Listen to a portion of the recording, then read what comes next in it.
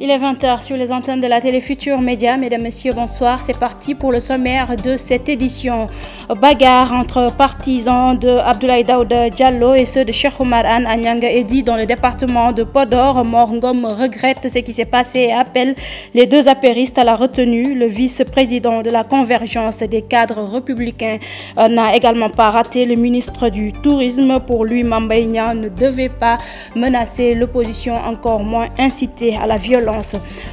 Relance du dialogue sur le parrainage. Idrissa Seck rejette cette proposition du chef de l'État pour le leader du Rewmi. Le président Sall doit tout simplement renoncer à ce projet de loi qui n'enchante pas également les jeunes du grand parti. Ils appellent à la mobilisation le 19 avril à la place Soweto.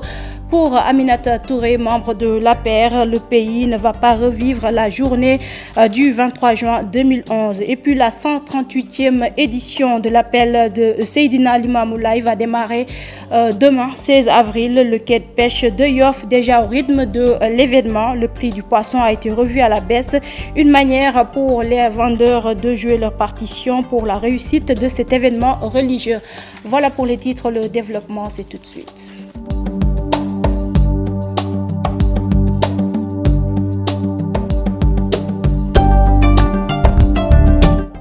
Bonsoir à tous et merci de nous recevoir chez vous. Direction le nord du pays, le département de Podor, plus précisément à Nianga Edy. La cérémonie officielle de la Ziara annuelle a été interrompue ce samedi à cause d'affrontements entre les gardes du corps de Abdoulaye Daouda Diallo et ceux de Cheikh Oumar Anne. Tous deux, Cheikh Oumar Anne donc et Abdoulaye Daouda Diallo, responsables de la paire des affrontements qui ont fait plusieurs blessés. Reportage Ousseynou Diop.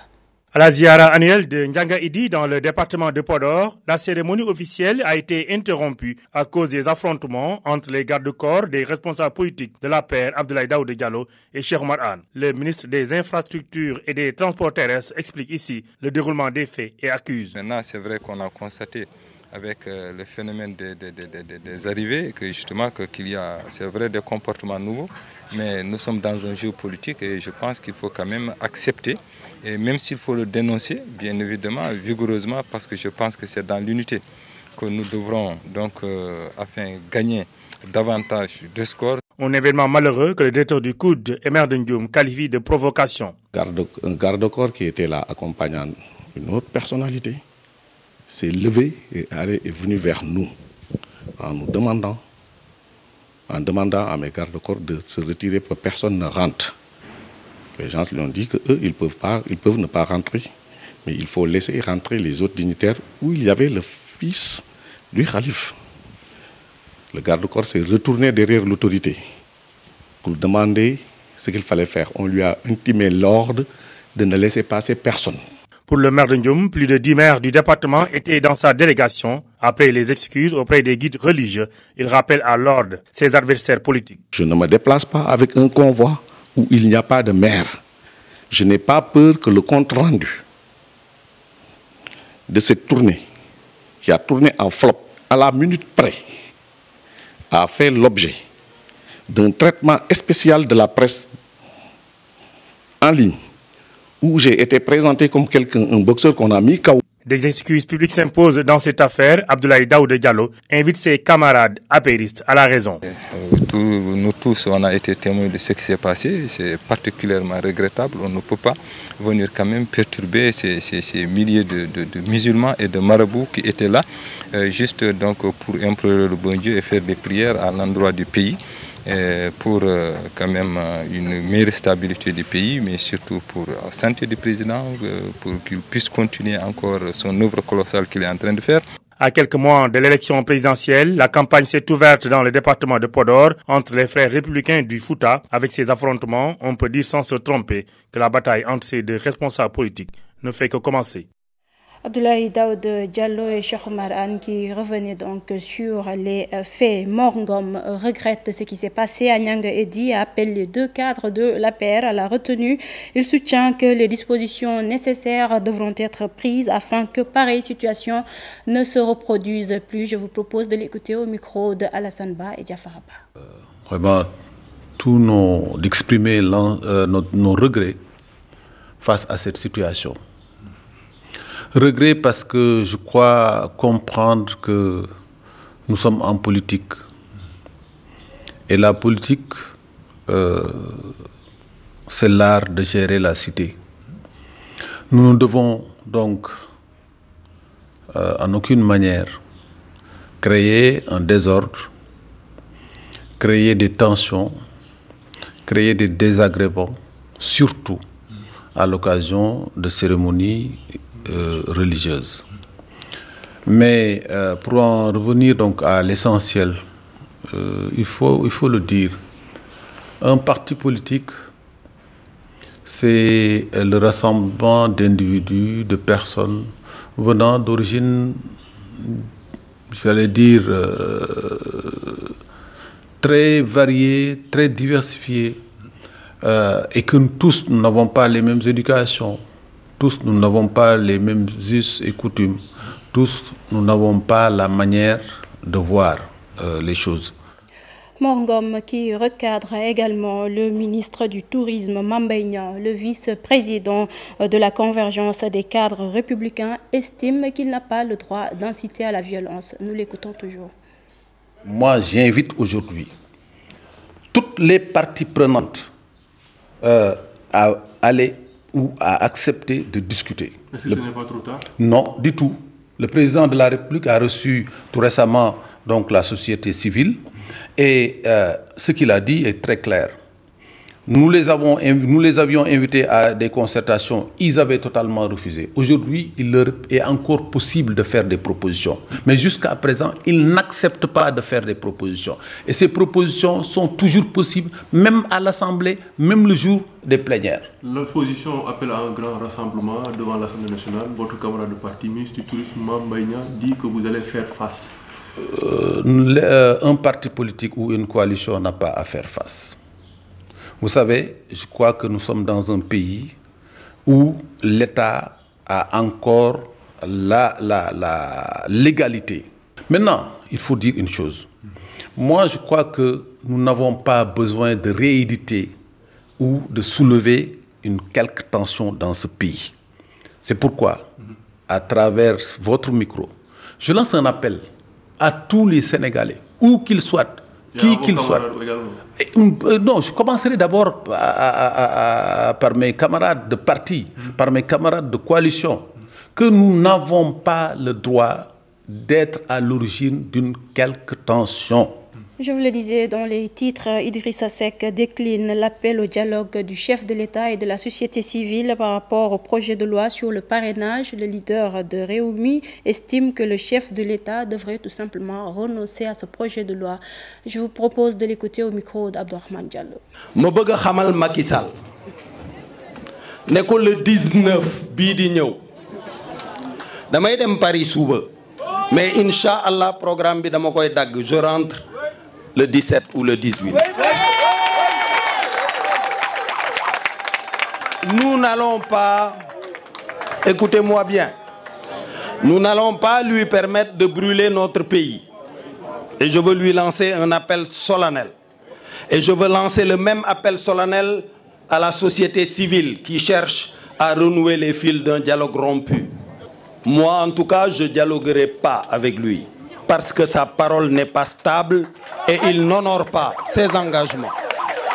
En revanche, vous avez la possibilité de lui dire de faire ce qu'il doit faire. C'est de ne pas violer notre constitution, de ne pas instaurer ce parrainage. Donc le 19, nous sortirons tous nombreux. Mais nous ne voulons pas brûler notre pays. Je vous ai dit qu'il suffit que nous soyons très nombreux, hommes, femmes, anciens, jeunes, vieux, à porter nos brassards, à aller vers l'Assemblée nationale. Si on nous dit qu'on n'y arrive pas, on va tourner à droite, à gauche, etc. Mais on ne va pas se confronter aux forces de l'ordre. Mais on restera déterminés. Si Macky Sall viole la constitution du Sénégal, nous le dégagerons de là. Les jeunes du Grand Parti seront devant l'Assemblée nationale ce 19 avril. C'est pour dire non au projet de loi sur le parrainage. Ils seront également au Palais de Justice le 17 avril pour apporter leur soutien à Barthélémy Diaz. Mor Diaw est leur porte-parole. Il est au micro de Salif Sow Asmalik Diop. Nous, jeunes du Grand Parti, nous serons au devant de ce combat-là. Et nous lancerons un appel à toute la population du Sénégal pour dire que ce parrainage n'est pas bon pour ce pays et que les jeunes du Grand Parti, quoi qu'il advienne, vont leur barrer la route. Parce que quand même, le devenir de ce pays est entre ce parrainage-là. Parce qu'on ne peut pas comprendre un président à 10 mois des élections vouloir changer les règles du jeu. La jeunesse, la Convention nationale des jeunes du Grand Parti et la Convention régionale de Dakar des jeunes du Grand Parti va faire face à ce forfaiture que le président Macky Sall veut nous imposer. Je dis également au ministre Mame Mbaye Niang qui dit que quoi qu'il advienne, le parrainage va passer. Nous, jeunes du Grand Parti, nous lui disons, quoi qu'il advienne, ce parrainage-là ne va pas passer. Son ministre et le président même de la République, nous lui lançons un appel pour qu'il se soit à ce machin de loi. Parce que ça va mettre le pays dans le chaos. Parce que tout simplement, nous les jeunes de l'opposition, nous les jeunes du Sénégal de manière générale, nous n'allons jamais accepter que cette loi passe. La coalition des femmes maquistes compte faire face à l'opposition le 19 avril. Elle sera à la place Soweto. Mais pour revenir sur les réalisations du chef de l'État, Lalla Aïcha Fall, présidente de la coalition, est au micro de Salif Sow. Par rapport au parrainage, c'est un système que nous propose l'appareil gouvernemental. Et ça n'a pas été fait de façon unilatérale. Parce que le président avait tendu la main à toute l'opposition pour qu'il y ait une concertation. Ils ont boudé la concertation et maintenant, c'est-à-dire le vin est tiré, je crois qu'il faut le boire. Et il ne faudra pas perdre de vue aussi que le parrainage n'est pas un système au niveau du Sénégal. Et je me dis que le parrainage exige 65 000 signatures pour un prétendant. Alors, un prétendant qui souhaite être président de la République et qui ne parvient pas à avoir 65 000 voix n'est pas digne d'être un président de la République. Pour faire face, nous posons des actes. On ne fait pas face à l'opposition en répondant par des débats ou bien des discussions stériles. Nous, notre démarche, c'est le concret. Et ça, c'est du concret. Le pays ne va pas revivre la journée du 23 juin 2011. C'est une déclaration de Aminata Touré pour la périste. Le parrainage est une solution à la pléthore de candidats. Elle faisait face à la presse cet après-midi. Compte rendu de cette rencontre avec Habib Faye et Diafarapa. Mimi Touré se veut claire sur le parrainage. La nouvelle coordonnatrice du pôle parrainage et mobilisation se dit prête à mettre fin à la discrimination politique. Mais le bulletin unique ne règle pas la question des candidatures fantaisistes. Le jour où vous mettez 40 disons, photos sur un bulletin unique, vous aurez un bulletin unique qui fait 10 mètres. C'est deux choses différentes. Il faut que vraiment on puisse aller au fond des choses et expliquer. Ce n'est pas l'un contre l'autre. Le bulletin unique, la réponse a été de dire, puisqu'on va à une élection majeure dans 10 mois, conservons le système que nous avons, mais améliorons-le. Et on continue à ouvrir la discussion sur le bulletin unique. Le parrainage n'est pas fait pour éliminer des candidats, dit-elle. Tous les Sénégalais sont égaux devant la loi. On vous demande 1% de l'électorat. Si on est à 6 500 000, on vous demande 65 000, disons, parrainages, signatures de parrainage, dans 7 régions différentes, à raison de 2 000 par région. Et évidemment, si on dit 7 régions différentes, c'est pour éviter, disons, les candidatures régionalistes, pour ne pas dire ethnicistes. À ses détracteurs, l'ancien Premier ministre rassure. Il n'y a pas eu, sous le régime du président Macky Sall, une suppression du droit de manifestation. C'est inexact. En dehors de toute polémique politicienne. Parce que cette séance d'explication, l'opposition ne veut pas l'avoir. Parce qu'en réalité, ce n'est pas la modification ou les parrainages qui l'intéressent. Comme je l'ai dit, la plupart des partis qui parlent peuvent mobiliser 1% des parrainages. Surtout ceux qui ont eu des députés à l'Assemblée nationale. Ce n'est pas ça la question. La question, c'est de vouloir aller vers les élections dans un climat de tension artificielle. Déjà à l'Assemblée nationale, le projet de loi sur le parrainage sera discuté ce 19 avril par les députés. Habib Faye, présidentielle de 2019, Idrissa Seck a présenté son programme de gouvernance ce samedi. Une fois élu, le leader de Rewmi va supprimer le ministère de l'Éducation et mettre sur pied le Conseil supérieur de l'éducation.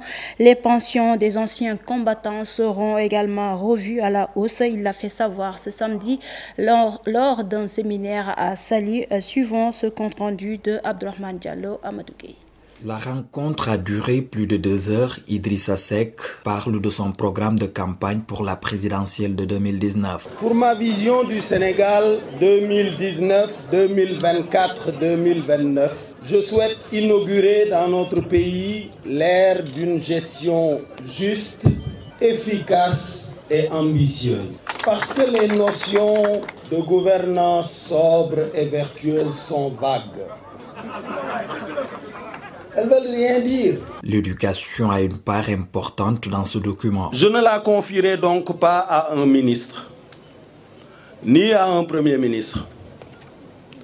Je mettrai en place un conseil supérieur de l'éducation. On en a plus besoin que d'un conseil supérieur de la magistrature. Ce conseil supérieur de l'éducation, qui sera présidé par le président de la République, inclura les meilleurs recteurs. Nous parlons de toute autre chose. L'insécurité règne en maître à Dieuppeul-Derklé. Selon les populations de cette localité réunies autour d'un mouvement appelé Djuk Jotna, les jeunes sont revenus sur les promesses non tenues du président Sall. Cher Ahmed Tidiane Chérif Dian et leur porte-parole. Je vous propose de l'écouter au micro de Pape Faragning Younous Diatta. Absolument, c'est une commune dite rebelle. Pourquoi ? Parce qu'elle n'a jamais eu à bénéficier des privilèges de l'État. À chaque fois qu'un État est là, il a eu à laisser en rade cette commune-là. C'est la raison pour laquelle aucun parti État n'a eu à la gagner plutôt. Aucun parti État n'a eu à remporter les élections, qu'elles soient législatives, qu'elles soient communales.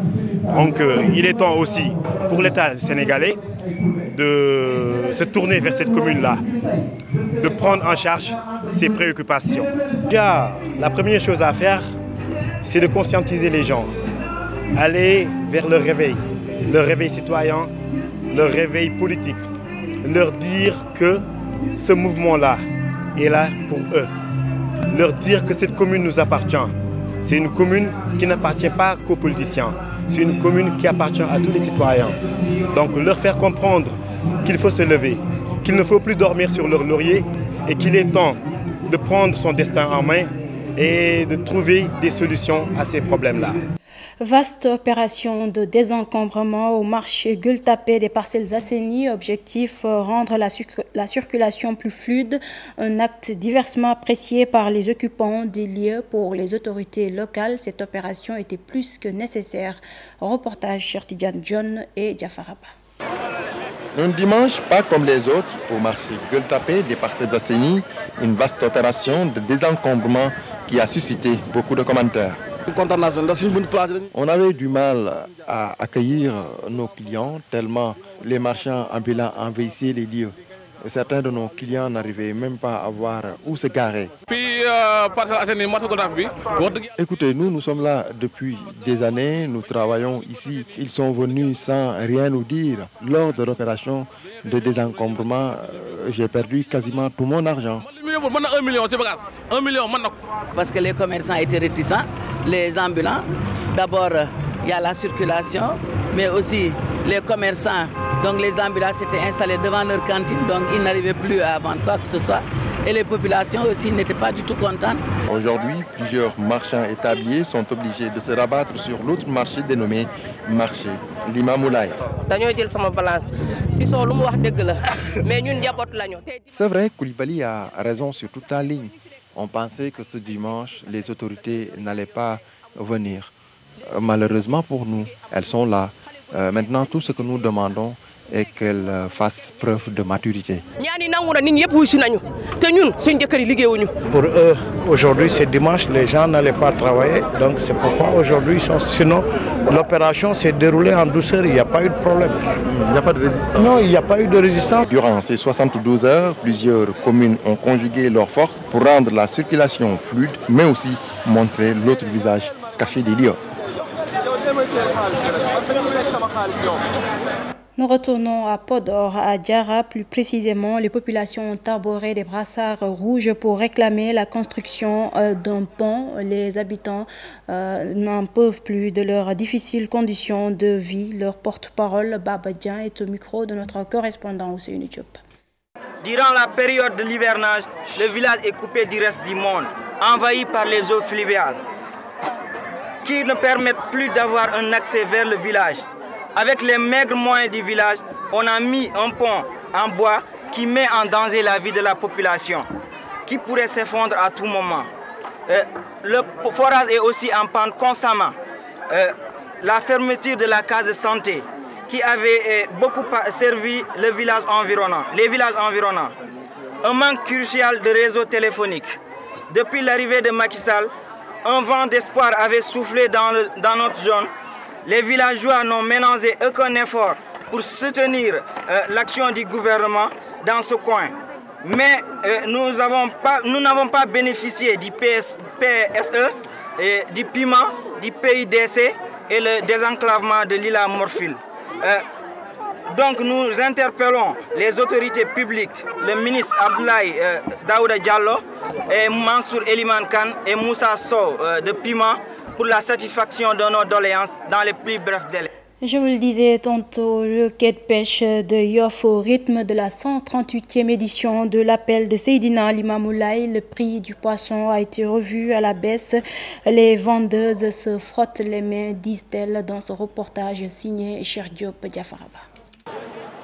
Yoff, un des lieux où va se tenir la 138e anniversaire de l'appel de Seydina Limamoulaye. À cette occasion, les vendeuses de poissons s'y retrouvent. On s'en sort très bien, même surtout à cette période de l'appel. Les clients viennent en masse pour acheter des poissons pour l'événement. Différentes catégories de poissons exposées ici. Le prix a baissé, nous dit ces vendeuses. Une manière pour contribuer à l'appel. Il y a des cédés à 30 000, 25 000 francs. Et là, on a diminué le prix. Rien que pour notre participation, vous savez, cet événement nous concerne tous. Raison de plus, on a baissé les prix. Au menu, chez Cheikh Ahmad Diène, plusieurs plats coupés. Cela compte satisfaire ses hôtes. Vous savez, je reçois beaucoup d'hôtes chez moi. Les personnes viennent de partout, raison pour laquelle je suis là pour acheter des poissons. J'ai acheté une valeur de 30 000 francs. L'appel de Seydina Limamoulaye, un événement religieux qui attire plusieurs fidèles venus de différents horizons. Ces vendeuses en profitent pour se faire plein de bénéfices. Cheikh Diop, merci. Nous parlons littérature. Montréal-Dakar, c'est le titre du livre du jeune Sénégalais Mamadou Baba. Dans cet ouvrage, il retrace les difficiles conditions de vie des étudiants sénégalais à l'étranger. L'auteur qui en est à son premier ouvrage, à son premier essai, vit à Montréal. Pafaraning Alundjani. Montréal-Dakar, une œuvre qui retrace un rêve qui s'est transformé en cauchemar pour un jeune Sénégalais. Selon l'auteur, poursuivre ses études supérieures à l'extérieur n'est pas chose facile. Si tu as le bac, on va t'amener au Canada. Donc, ces histoires-là, ces vécus-là m'ont inspiré. Je me suis dit que la meilleure manière de sensibiliser les parents et les jeunes qui pensent que la vie est très belle au Canada, c'est d'écrire un livre, d'écrire un roman. Maintenant, je l'ai expliqué à travers l'histoire de la famille Pouy. J'ai dressé un portrait, ce portrait qui est les gens qui n'ont pas les moyens ne doivent pas amener leur fils au Canada parce qu'ils sacrifient ces jeunes-là. Et demain, ces jeunes-là, ils ne vont pas assurer à ces jeunes-là une bonne formation et c'est problématique. Donc ces jeunes-là se retrouvent dans des entrepôts, se retrouvent dans des couche-tard excusez-moi, Couchard, c'est une boutique qui se retrouve dans des Couchards ou se trouve en train de travailler dans des McDonald's, malheureusement. C'est une belle œuvre qui renferme des qualités esthétiques et artistiques avérées. C'est une œuvre qui va dans le sens aussi de l'engagement, mais pas de l'engagement criard. Hein? Donc ce garçon ne crie pas son engagement, il l'expose et il vous invite à le regarder les yeux ouverts. Le livre, qui est un condensé d'œuvres de conscientisation à la forme d'intrigue et lyrique, nombreux passionnés de la lecture doivent se l'approprier. Je me suis dit que l'histoire va débuter en 2012. Je suis parti au Canada en 2014. Je me suis dit, je vais commencer l'histoire en 2012 avec l'alternance de Macky Sall. Je me suis inspiré de ça, il faut reconnaître les faits, pour créer le personnage Sirési qui représente Macky Sall, qui, après une période électorale très compliquée, est venu au pouvoir. Et maintenant, M. Maïssa Pouye, lui aussi, faisait partie des manifestants, des gens qui dirigeaient les manifestants, qui haranguaient les foules. Et puis, je me suis dit, c'est comme ça que pourrait l'agence, c'est comme ça les Sénégalais très tôt, parce que, bien entendu, je m'adresse aux Sénégalais en général, les Sénégalais vont se mettre dans le bain pour pouvoir lire ce roman très facilement. Il y a la profondeur des thèmes qu'il manipule. Pour un garçon de son âge, il est vraiment curieux qu'il soit aussi mature pour pouvoir développer sur des questions de politique, des questions de promiscuité, des questions d'immigration, des questions de fétichisme. Donc c'est des thèmes qui sont certes développés depuis très longtemps par d'autres grands écrivains. Mais maintenant, est-ce que je vais écrire un 4e roman, un 5e roman? Je ne sais pas, je sais que je suis en train d'écrire un 2e. Et comme on l'a proposé à Diata, le 3e sera la réponse ou bien expliquer la réinsertion de Maïko dans la société sénégalaise. Philosophes, hommes de lettres et autorités administratives ont tenu à honorer de leur présence à la cérémonie de dédicace du livre Montréal-Dakar au bonheur du public. Première édition du festival Safi de Dougar dans la commune de Diamniadio, une occasion pour inviter les jeunes à ne pas tenter l'immigration clandestine. Les initiateurs de cet événement veulent combattre ce phénomène. Ousseynou Thiam et Ahmadou Bambasamb. À travers cette première édition du festival Safi Amélie Frac, la communauté Safi de Dougar dans la commune de Diamniadio sensibilise sur les méfaits de l'immigration clandestine. De l'avis des initiateurs de ce rendez-vous culturel, les jeunes Sénégalais ne doivent plus sacrifier inutilement leur vie à la recherche du mieux-être. J'ai créé ce festival pour conscientiser la jeunesse safène et la jeunesse sénégalaise. J'ai remarqué que depuis lors, les jeunes sont en train de faire l'immigration clandestine. Et en cela, j'ai pensé qu'il est temps, on parle à la jeunesse, que dans ce pays, on peut réussir sans passer dans des conditions difficiles. Passer dans les côtes libyennes, être torturé, je pense que ça doit être cessé. C'est pourquoi j'ai initié ce festival dénommé Safi Amélie Frac. Ce festival a été l'occasion pour revisiter les potentiels que regorge la communauté Safi. Nous devons faire beaucoup de choses pour le milieu safène. C'est pourquoi j'ai pensé à la culture. Je me consacre à partager avec les ancêtres pour qu'on puisse valoriser cette action noble. Après cette première édition, les organisateurs promettent de pérenniser ce festival Safi pour mieux vulgariser l'importance de la communauté safène dans la vie en société. Cet élément met fin à cette édition. Merci de l'avoir suivi. Prochain rendez-vous d'information à 0h avec le tout en images. D'ici là, passez d'excellents moments en compagnie des programmes de la Télé Futurs Médias. Bonsoir.